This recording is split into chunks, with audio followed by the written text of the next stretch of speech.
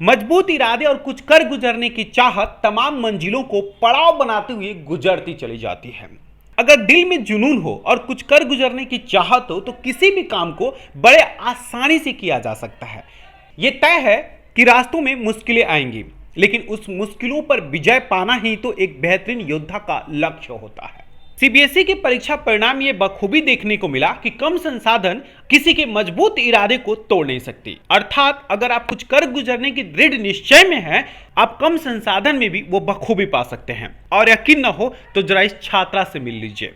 कक्षा 12 में इस छात्रा ने 97.2 यानी 97.2% अंक प्राप्त किया है। यह छात्रा सरकारी विद्यालय यानी सेक्टर 10 स्थित विद्यालय में अध्ययन करती थी। वैसे तो सेक्टर 10 स्थित सरकारी विद्यालय का हमेशा ही रुतबा कायम रहा है।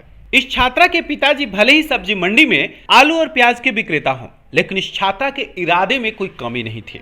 ये छात्रा बखूबी जानती थी कि उसे कक्षा 12 में कितने प्रतिशत अंक हासिल करने हैं, और यही कारण है कि आज नजफगढ़ में हर व्यक्ति इन दोनों छात्र और छात्राओं का लगातार सम्मान कर रहा है। किसी दूसरे की काबिलियत को समझने के लिए अपने आप को देखना सबसे महत्वपूर्ण है। नरेश शर्मा अपने दफ्तर में इन दोनों छात्र और छात्राओं को बुला करके फूल मालाओं से स्वागत किया, तो वहीं मेडल देकर के इनका सम्मान बढ़ाया।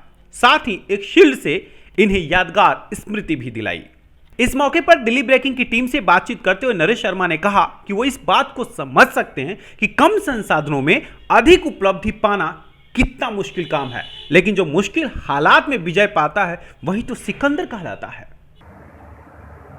आज का ये प्रोग्राम जो है हमारी गुड़िया है एक रितु, जो कि दिल्ली के सरकारी स्कूल में पढ़ती है द्वारका सेक्टर 10 में, और उसने 12th में 97.2% जो मार्क्स लिए हैं। और फादर उनके जो हैं वो सब्जी मंडी में सब्जी का काम करते हैं। तो बहुत ही साधारण परिवार से जाके इतना स्ट्रगल करके, तो मैं समझ सकता हूँ कि कितनी मेहनत की होगी उस बेटी ने, कि वहाँ आना जाना और उसके बाद टाइम निकाल के पढ़ना और इतने अच्छे मार्क्स लेना। तो इसके लिए हमने जो है हमारी टीम ने APMC से हमारे ये साथी हैं, प्रधान जी हैं सुशील मित्तल, प्रदीप जी हैं, RC जी हैं, तो सब लोगों ने मिलकर बनाया था कि उसका बेटी को हम सम्मानित करेंगे। और उनके साथ RN जी भी हैं जो 10th में हैं, उनके 90% मार्क्स आए हैं, वो भी उसी स्कूल से हैं। तो थोड़ा सा ये है कि बच्चों को इससे थोड़ा मोटिवेशन मिलेगा कि और आगे बढ़कर और मेहनत करें और तरक्की करें, खूब तरक्की करें। दिल्ली ब्रेकिंग की टीम से बातचीत करते हुए छात्र और छात्रा दोनों ने कहा कि उपलब्धि की कड़ियां लगातार आगे बढ़ती जा रही हैं, लेकिन लोगों का जो मान सम्मान और प्रेम मिल रहा है वो कुछ और कर गुजरने की चाहत को दर्शा रहा है, यानी मंजिल कहीं और है। क्रम जारी है, कैसा लग रहा है? मुझे बहुत खुशी हो रही है कि पहले भी मेरा सम्मान किया जा चुका है और आज भी मेरे माता पिता का सबको गर्व महसूस हो रहा है काफ़ी, और मुझे भी बहुत अच्छा लग रहा है। कहीं उल्टा तो नहीं होने वाला कि कुछ अचीवमेंट मिला और सम्मान मिला तो लगे कि नहीं यार अब तो बहुत कुछ हो गया?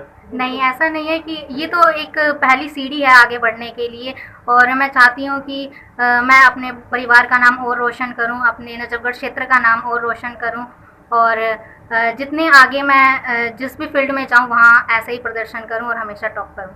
अच्छा लग रहा है यहाँ पे आके, इतनी बार दूसरी बार हमारा सम्मान हुआ है, और दिल्ली गवर्नमेंट के इतने एफर्ट्स के लिए मैं उनको भी धन्यवाद देना चाहूँगा कि उन्होंने हमारे स्कूलों पे इतना ध्यान दिया है और एजुकेशन के फील्ड में इतना अच्छा काम कर रहे हैं वो, तो काफ़ी अच्छा लग रहा है। आर्यन फेवरेट, अगर मैं पूछूं कि ठीक आर्यन का फेवरेट टीचर कौन थे?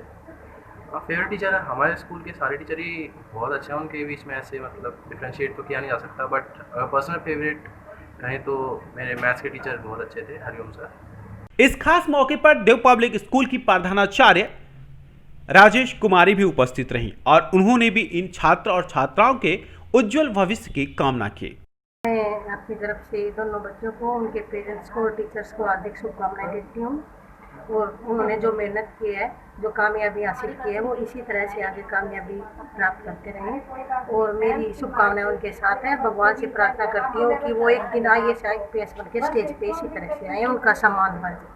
घड़ी की टिक टिक करती हुई सुइयों के साथ तमाम समय बीत जाते हैं, लेकिन उस क्षण में कुछ ऐसे यादगार पल बन जाते हैं जो आजीवन हृदय को एक सुखद एहसास दिलाते हैं। दिल्ली ब्रेकिंग के लिए अनुज मिश्रा की रिपोर्ट।